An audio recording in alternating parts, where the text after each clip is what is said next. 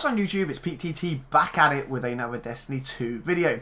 Today guys, we are going to be looking at legendary weapons, and I'm going to be giving you the opinion of myself and my teammates and everyone I've played with over, the past week or so. I want to give you our top 5 weapons. The top 5 weapons I think that you should all have in your character inventory one way or another. Of course, that being said, I am going to be staying away from raid weapons and trials weapons and things like that because not everybody can or will do those activities. So I don't want to be like, yeah, have this weapon from the raid, it's an absolute beast, if people can't get hold of it. So we're going to be concentrating solely on weapons that you can get from the PvE world, your quests, your activities, the Crucible, by playing the Crucible and things like that. All of these weapons are very good, they're easily obtainable, and there is no reason why any player can't get the weapons I am about to name. So all of that aside guys, let's just jump straight into it. First up, I want to talk about the clear PvP beast that is the Uriel's Gift. Now I'm not going to go too much into depth with this weapon because I actually recently did a weapon review on it. You can find that video linked in the description down below if you missed it. But the Uriel's Gift, what kind of perks does it have on it? Well, it has the precision frame. This weapon's recoil pattern is more predictable vertically. It has the Spark PS and the Flash HS5. These are a short and medium scoped zoom. We have high caliber rounds. Shots from this weapon knock the target back further, and again you start to see why this is such a brilliant PvP weapon. It has steady rounds. This magazine is optimized for recoil control, and it has tap the trigger, grants a short period of increased stability and accuracy on initial trigger pull. And like I said before guys, this thing is a total monster in PvP, as I'm sure if any of you have played in the Crucible you already know, but it also stacks up fairly well in PvE. Okay, I use mine in the raid, I use it in strikes, I use it in the nightfall. I actually have one on void and one on arc, which is very nice because I can swap it out on burns and things like that. I love this weapon. I love auto rifles as a whole. I like the way they feel, and I definitely think this is a weapon you should all have in your character inventory somewhere. Moving on to number 2, we have to look at what is, without a doubt, a dominating scout rifle at the moment. This is the Nameless Midnight. This is a Vanguard scout rifle, and again is very competitive in the Crucible, but also one of, if not the hardest hitting scout rifles for PvE, and its perk list is as follows. Again, we have precision frame. This weapon's recoil pattern is more predictable vertically. We have the Red Dot 2 MOA, the Red Dot Micro, and the Rifle Scope SSF, and these are 2 different short zoom scopes and 1 long zoom scope. We have Flared Magwell, optimized for faster reloading. We have steady rounds. This magazine is optimized for recoil control, and we have explosive payload. Projectiles create an area of effect detonation on impact. Now this is actually what makes this weapon very good for PvE and for PvP. See, in PvP, the thing hits like a train, okay? It's like a laser beam as well, so landing those headshots is very easy, giving you a very good time to kill. The explosive rounds mean that the area of effect detonation can and often will, especially in things like trials where teammates are grouped up together, very closely. You can actually get multiple kills with this just from the area of explosion, and that obviously carries over into PvE. If you're tapping up targets in PvE, then you kill one and the area of explosion goes around them and can also weaken other AI around them. It's a very, very nice weapon. Sure, it's a slower firing scout rifle than some of the others, but I absolutely love the thing. I carry it everywhere, and again, if you guys have tuned into my streams and watched raids or strikes or nightfalls, anything like that, you will know that I use this thing an awful lot. Next then, we have the Better Devil's Hand Cannon. Again, like the Nameless Midnight, this thing is great in both the PvE and PvP environment thanks to its archetype and its perk list. So, the perks on this weapon are as follows. We have Adaptive, a well-rounded grip, reliable and sturdy. We have the Fast Draw HCS, the Steady Hand HCS, and the Sure Shot HCS sights. These are 3 varying sights that can change the hand cannon stability, handling and range. We have Extended Mag. This weapon has a greatly increased magazine size but reloads much slower. We have Flared Magwell, optimized for faster reloading, and we have Explosive Payload. Projectiles create an area of effect detonation on impact. Basically guys, in short, without, obviously it's missing Outlaw, but this is Destiny 2's Fatebringer.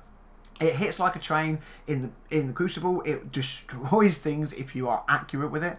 But in PvE, this thing is just incredible. I absolutely love it. Again, if you tuned into any of the streams, you will see, like, for most encounters, I am running the better Devils. I absolutely love this thing. Even in the Crucible, like, depending on what kind of map I'm playing, if I don't need a scout rifle to have the on longer range maps, I am running my better Devils and my Uriel's Gift. That is like my optimal setup for PvE and for PvP. Obviously, I just swap it up here and there for certain encounters where I do need my scout rifle, but I love this thing. Absolutely love it. I know a lot of other people like it as well. Like, as far as hand cannons go, I honestly don't think, personally, you can get much better. Now, I don't know how statistically better any other hand cannons might be, but as far as usability and things like that, I love it. PvP, you can kill things very easily. PvE, you can kill things very easily. Guys, go and get yourself one of these.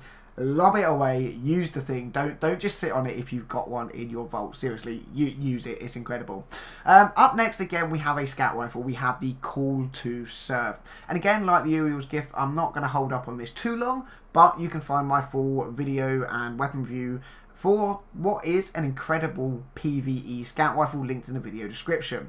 The perk list for this weapon then are as following. We have Precision Frame. This weapon's recoil pattern is more predictable vertically. We have the IS-5 circle, the Model 8 red, and the Mark 15 lens. These are 3 varying zoom scopes ranging from a short range zoom to a long range zoom. We have Extended Mag. The weapon has a greatly increased magazine size, but reloads much slower. We have Appended Mag. This weapon's magazine is built for a high capacity. And we have Triple Tap. Rapidly landing precision hits will return 1 round to the magazine from reserves. And as I said at the beginning, guys, you'll find the full review to this scout rifle in the video description down below. But think of this as Destiny 2's Chaos Dogma on steroids because of how many rounds it has in the magazine. It hits hard, it has Triple Tap, which is great for high boss DPS. And as I actually found out in the Crucible and in Trials, especially last week, it can be very, very good in the right hands for PvP. My own teammate was using this and he was absolutely melting other players. Like, it is an incredibly good weapon in the Crucible. But as far as PvE goes, like I said, Triple Tap, we all know just how good Triple Tap can be from Destiny 1. Especially if you're landing the precision shots, you know, if you're going up against something like a Servitor or any other boss with a high surfaced area, precision area, you can get a lot of shots off, and you can obviously get a lot of them landed as precision hits. You return a lot of ammo to the magazine, and that saves reloading, ultimately increasing your damage output. It's very good. I love this weapon. You can get it from Devon K in the European Dead Zone along with other areas. I highly recommend you go and get this. And now we move on to the tricky part, guys. Okay, this is number 5, and what I wanted to do here was actually give you my personal top 5. Over the last couple of days, obviously, like I said at the beginning of the video, myself, my teammates, we've all been talking, we've all been discussing, and slowly through the week, we have all agreed that the weapons I have just named were brilliant for various things, for PvE, for PvP, some of them brilliant in both areas. But when it came down to picking that number 5 slot, you know, everyone's opinion was split. We have different players on the team that are different characters. Everyone has different play styles. Everyone prefers different game types, so PvE or PvP. And that led to a lot of debate about what we should put in this slot, okay? Would you be like myself, someone who loves the Mida Mini Tool, you know, loves the SMGs and the run and gun playstyle? You know, some of my friends are proper PvP players and they love things like the Last Hope, which is the sidearm, absolutely brilliant. Some of my guys are pulse rifle users and they still love the Nurgle PR4, and it made it really difficult to actually come up with a number 5 top weapon that you should all have in your inventory that wasn't a raid or trials weapon. So I thought, how could I settle this?